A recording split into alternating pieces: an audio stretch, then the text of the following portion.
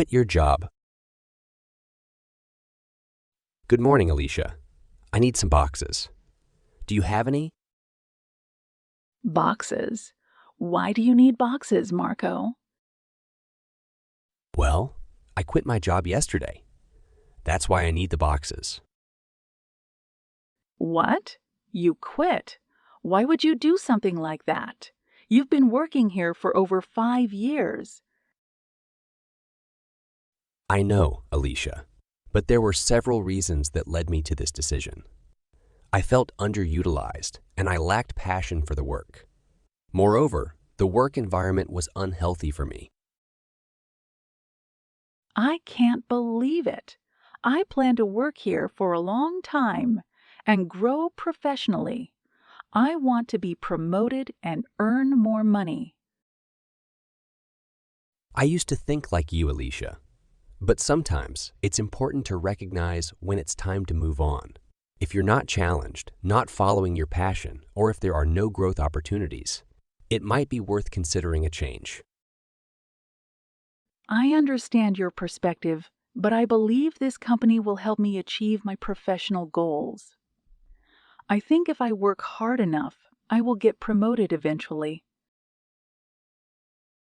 That's true, Alicia. Hard work is important, but growth opportunities can come in different forms, not just promotions.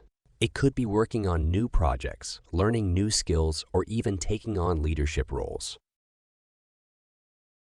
I've been working here for 20 years, and I haven't seen many changes. But I still believe that patience and hard work will pay off.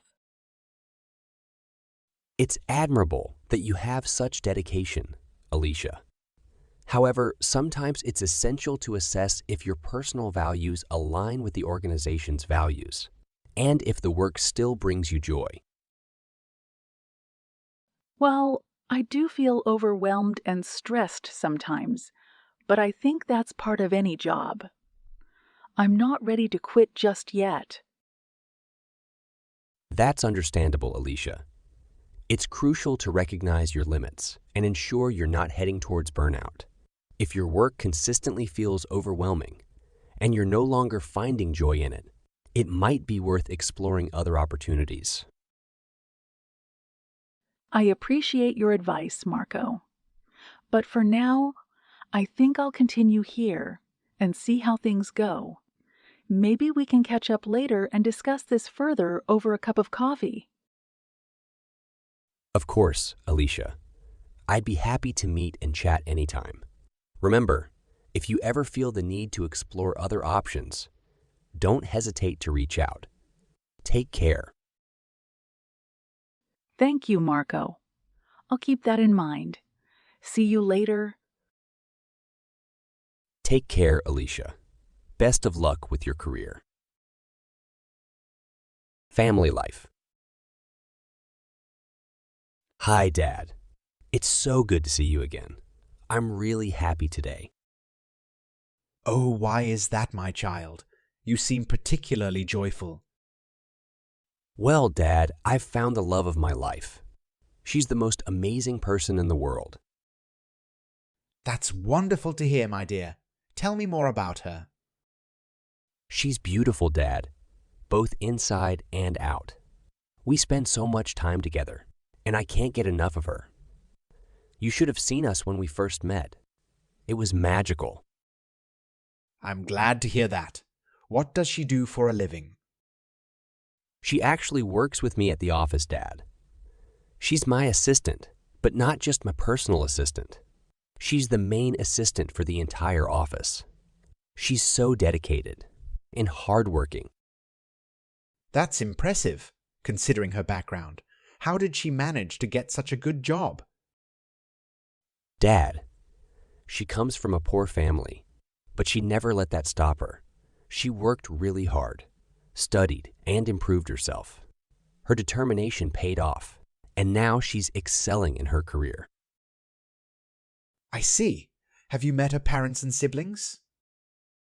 Yes, Dad, I have. They are lovely people.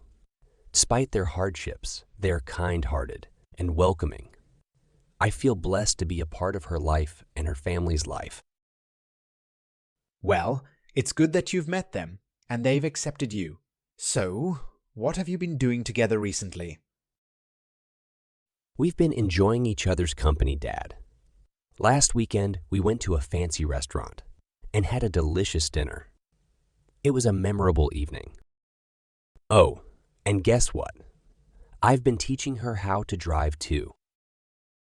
That sounds like a great time. I'm glad you two are having fun. By the way, have you thought about your future plans with her? Absolutely, Dad. In fact, I have some exciting news. We're planning to travel to Paris together next month, and I'm going to propose to her there. Paris, that sounds romantic. But my child, I have some concerns. Concerns? Dad, what's bothering you? Well, my dear, I can't help but wonder if she's truly interested in you, or if she might have ulterior motives, like your wealth. Dad, I understand your concern, but you have to trust me on this. She loves me for who I am, not for what I have. We've built a strong bond based on love and trust. I can assure you, she's genuine. I hope you're right, my child. It's just that I worry about your happiness and well-being. I appreciate your concern, Dad, but I know in my heart that she's the one. I've made up my mind, and nothing will change that. Please trust me on this. All right, my child. I trust your judgment. I just want you to be happy. Take care of yourself, and let me know if you need anything. Thank you, Dad. I appreciate your support. I'll keep you updated on everything. Have a great day. You too, my dear. Take care. Goodbye for now. Goodbye, Dad. Love you. Phobias. Hey there. How's it going? Hi, Bruno. I'm doing well, thanks. How about you? I'm good too. Hey, I wanted to talk to you about fears and phobias. Do you have any phobias? No, actually. I don't have any phobias. I'm not afraid of enclosed spaces, insects, snakes, flying, dogs, injections, or even social situations. Really? That's impressive. Many people have at least one fear or phobia. Some are terrified of spiders or get really anxious while flying. Yeah, I've heard about those fears. It's interesting how some fears can be linked to personal experiences. Like if someone had a bad encounter with a snake, they might develop ophidiophobia. Absolutely. Traumatic experiences can leave a lasting impact on our minds. It's important to acknowledge that phobias can affect a person's daily life and functioning. That's true. Some people go to great lengths to avoid their fears. They may even miss out on opportunities or experiences because of it. Speaking of fears, I was thinking we could practice our English conversation skills. What do you think? Well, I'm a bit hesitant about speaking a foreign language, especially English. I have skynoglossophobia, which is the fear of speaking a foreign language. Don't worry, my friend. I understand how it feels. Many people experience a fear of speaking a language they're not familiar with. But the good news is that there are resources available to overcome that fear. Really? What kind of resources? There are videos, online courses, and even language exchange programs where you can practice speaking with native English speakers. These resources can help you gain confidence and gradually overcome your fear. That sounds helpful.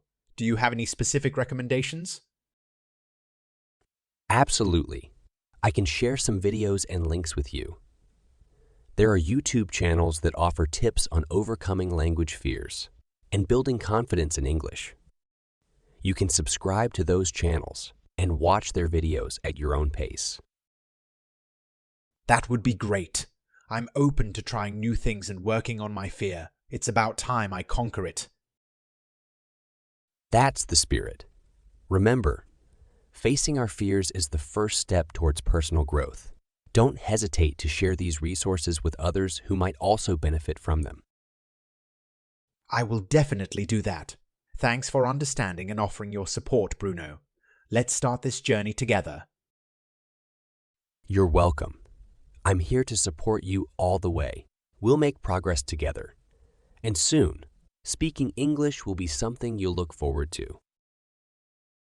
I appreciate your encouragement, Bruno. Let's dive into those resources and conquer our fears. Absolutely. Let's get started. We'll be fluent English speakers before you know it.